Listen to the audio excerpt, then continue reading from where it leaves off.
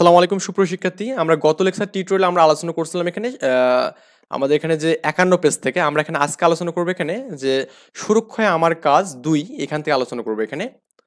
তো সুরক্ষায় আমার কাজ ২ তো এটা যখন আমরা সলভ করব তখন আমরা দেখব যে নিজেকে সুরক্ষা রাখতে আমাদের যে পদক্ষেপগুলো নিতে হবে সেটা আমরা দেখব এখানে। তো আমরা এই ছকে আমরা কি করব এখানে আমাদের পদক্ষেপগুলো এখানে উল্লেখ করব এখানে। তো আমরা এখানে দেবো এখানে যে প্রথমত দেবো এখানে যে বন্ধুদের কথায় ধূমপান বা নেশাজাতীয় দ্রব্য গ্রহণ করব না এখানে। তারপরে বলছে এখানে বন্ধুদের সাথে অকারণে সময় কাটাবো না বা কাটানো যাবে না। দৈনন্দিন কাজে পড়াশোনা, খেলাধুলা এমনকি ঘুমের ব্যাঘাত ঘটায় এমন কাজ করা যাবে না এখানে। শরীর ও মনে অনৈতিক প্রভাব পড়ে এমন কোনো কাজ বা আচরণ করা যাবে না এখানে। তো এই কাজগুলো করলেই মোটামুটি আমাদের মানে এটা হবে আরকি। এরপর আমরা দেখব যে এখানে সহপাঠী, বন্ধু বা অন্য কেউ ঝুঁকিপূর্ণ আচরণ করলে তার আমরা যে পদক্ষেপগুলো নিতে পারবো সেগুলো আমরা দেখবো এখানে। আমরা এই ছকে আমরা এগুলো পূরণ করবো এখানে। ওকে? আচ্ছা। তো আমরা এখানে সহপাঠী, বন্ধু বা অন্য কেউ ঝুঁকিপূর্ণ আচরণ করলে তার যে পদক্ষেপগুলো নেব সেগুলো আমরা এখানে আলোচনা করবো এখানে। ক্ষতিকর, ১ নম্বর হচ্ছে ক্ষতিকর বা আ নেতিবাচক দিকগুলো সম্পর্কে তাদের জানানোর চেষ্টা করবো এখানে। শিক্ষক বা স্থানীয় সেবাদানকারী সংস্থা, জরুরি সেবা প্রদানকারী সংস্থার সাথে মানে কাছে থেকে সহযোগিতা নেব এখানে। এটা একটু লাইনটা হয়ে গেছে, বিচ্যুত হয়ে গেছে। পরিবারের সদস্যদের সাথে বেশি সময় কাটানোর পরামর্শ দেবে এখানে। অবশ্যই যে এই লাইনটা একটু এখানে দেবেন এখানে অবশ্যই। ওকে? সুস্থ বিনোদন যেমন ছবি আঁকা, শিক্ষামূলক অনুষ্ঠান, তারপর হচ্ছে ব্যায়াম করা, বই পড়া এগুলো আমাদের পড়তে হবে এখানে। হ্যাঁ? পড়লেই মোটামুটি হয়ে যাবে এখানে। আচ্ছা।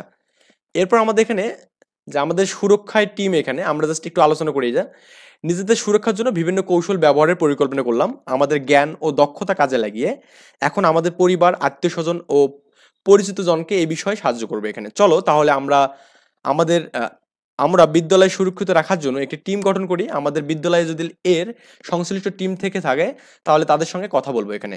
তাদের সঙ্গে আমাদের পরিকল্পনা শেয়ার করব। আর যদি বিদ্যালয়ে এ ধরনের কোনো টিম না থাকে তাহলে আমরা প্রথমত কাজ হবে যে প্রথমত একটা টিম গঠন করা এখানে। তারপরে যাক পড়লে বুঝতে পারবেন।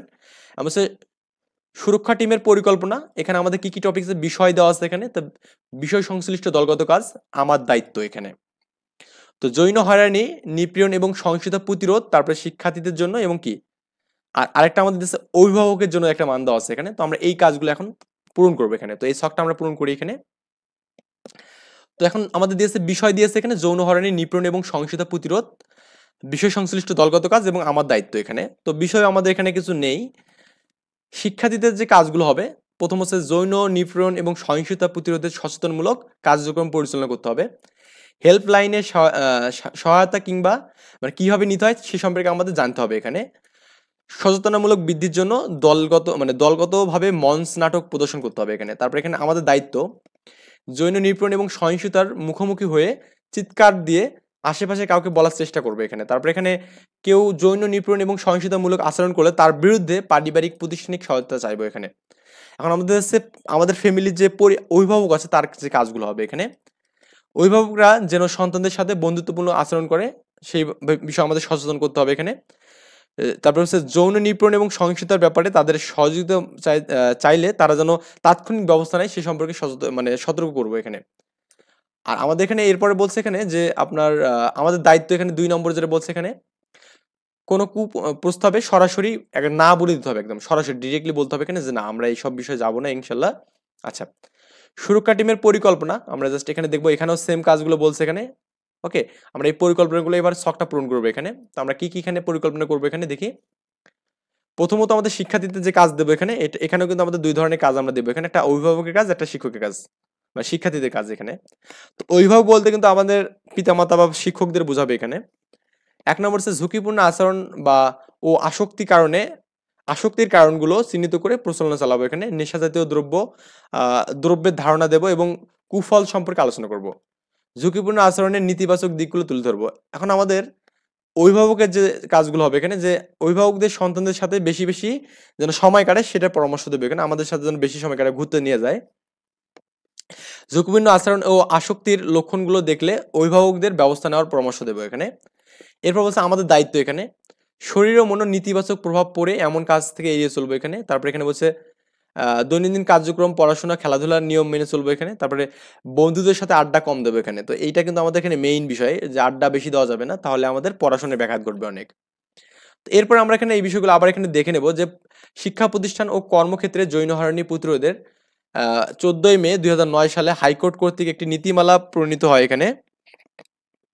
যতদিন পর্যন্ত এই বিষয়ে উপযুক্ত আইন প্রণয়ন করা না হবে ততদিন পর্যন্ত বাংলাদেশের সকল সরকারি বেসরকারি শিক্ষা প্রতিষ্ঠান ও কর্মক্ষেত্রে এই নীতিমালা অনুসরণ পালন করা বাধ্য হবে। এখানে নীতিমালা হচ্ছে এখানে যৌন হয়রানি সম্পর্কে সচেতনতা গড়ে তোলো, যৌন হয়রানি নেতিবাচক প্রভাব সম্পর্কে সচেতনতা সৃষ্টি করা আর কি, যৌন হয়রানি শাস্তিযোগ্য অপরাধ সম্পর্কে আমাদের কি করা, মানে তাদেরকে সচেতন করা। এখানে এই ধারাবাহিকতায় শিক্ষা প্রতিষ্ঠানে বুলিং মানে আমরা জানি র্যাগিং বলতে আমরা বুঝি, এর মতো সামাজিক অপরাধসমূহ প্রতিরোধ, প্রতিকার এবং অবসানের লক্ষ্যে 2 মে 2023 খ্রিস্টাব্দে সরকার কর্তৃক একটি নীতিমালা প্রণয়ন করা হয়। এই নীতিমালা 29শে জুন 2023 খ্রিস্টাব্দে বাংলাদেশ গেজেট প্রকাশিত হয় এখানে। ওকে, তো এটা একটু জানতে হবে আমাদের এখানে।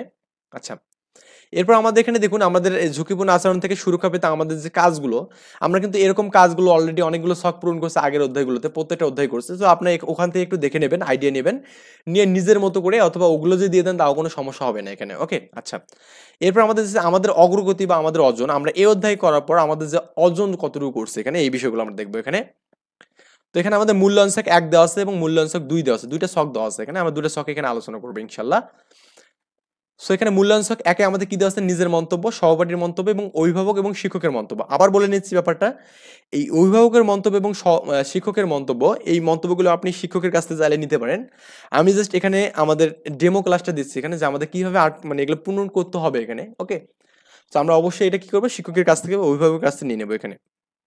তো প্রথমত আমরা দেখি এখানে স্বতঃস্ফূর্তপূর্ণ উদ্যোগ গ্রহণ। এখানে তো নিজের মন্তব্য হবে কি, আমি সকল কাজে স্বতঃস্ফূর্তভাবে উদ্যোগ গ্রহণ করেছি এখানে। সহপাঠী আমাকে বলবে কি, সে সকল কাজে স্বতঃস্ফূর্তভাবে উদ্যোগ গ্রহণ করেছে। অভিভাবক আমাদের সেম কাজ কথা বলবে এবং কি আমাদের এখানে শিক্ষকও কিন্তু সেম কথা বলবে। এখন আমাদের কথা হচ্ছে, আপনি সকল কাজে অংশগ্রহণ করেন তখনই তো আপনার অভিভাবক বলবে যে আপনি এখানে ঠিক ছিলেন, বা আপনার শিক্ষক কিন্তু সেম কথাটা বলবে। আর আপনি উদ্যোগ না গ্রহণ করলে কিন্তু বলবে না। সো এই জন্য আপনার শিক্ষকের কাছ থেকে মন্তব্য নিতে হবে। শ্রদ্ধাশীল আচরণ, সকল কাজে আমি শ্রদ্ধাশীল আচরণ করেছি। আমার সহপাঠী বলবে এখানে কি, সে সকল কাজে কি শ্রদ্ধাশীল আচরণ করেছে। সে সকল কাজে আমাদের এখানে সেম ভাবে এখানে শিক্ষক এবং অভিভাবক বলবে। সহযোগিতামূলক মনোভাব, এখানে আমি দলগত সকল কাজে সহযোগিতামূলক মনোভাব করেছি এখানে। সেম কথাটা আমার কি বলতো, আমাদের এখানে আমার বন্ধু বলবে বা সহপাঠী বলবে এখানে। এবং তারপরে আমাদের এখানে আমার যে অভিভাবক, এটাও ইনিও কিন্তু সেম ভাবে আমি কথাটা বলবে এখানে। ওকে, আচ্ছা, তারপর আমাদের এখানে শিক্ষকও সেম কথাটা বলবে এখানে। পাঠ্যপুস্তকে সম্বলিত কাজের মান, পাঠ্যপুস্তকে সম্বলিত কাজের মান অবশ্যই ভালো লাগছে আমার কাছে। তো আমার বন্ধু সেম কথা বলবে এবং অবশ্যই কি শিক্ষক এবং কি অভিভাবকও সেম কথাটা বলবে। আমরা এখানে জাস্ট এভাবে লিখে দেবো এখানে। ওকে, আচ্ছা, এরপরে আমাদের এখানে যে বিষয়গুলো এখানে আছে, এখানে যে 2 নম্বর ছকে আমাদের যে বিষয়টা বলা আছে এখানে, যে বয়ঃসন্ধিকালীন ঝুঁকিপূর্ণ আচরণ এবং ব্যবস্থাপনায় আমাদের যে উদ্ভুক্তকরণ যেটা আছে এখানে, যেমন বয়ঃসন্ধিকালীন ঝুঁকিপূর্ণ আচরণ খুঁজে বের করা সচেতনতা এখানে। তারপরে হচ্ছে বয়ঃসন্ধিকালীন ঝুঁকিপূর্ণ আচরণের ব্যবস্থা দক্ষতা। নিজের যে বিষয়গুলো আছে অভিভাবকের এবং শিক্ষকের, আপনারা করবেন কি অভিভাবক এবং শিক্ষকের এই বিষয়গুলো কি তাদের কাছ থেকে নিয়ে নেবেন এবং নিজের যে মতামতটা আছে এখানে এটা একটু আপনি এখানে দিয়ে দেবেন এখানে। ওকে, দিলেই হয়ে যাবে। তো আমরা কিন্তু অলরেডি এরকম টাইপের বিষয়গুলো আলোচনা করছি, তো এরকম ভাবে নিজের মন্তব্যগুলো জাস্ট দিয়ে দিলেই হয়ে যাবে এখানে। ওকে, তো আমরা এখানে মূলত ভিডিওটা শেষ করবো এখানে ইনশাল্লাহ। নেক্সট টিউটোরিয়ালে আমরা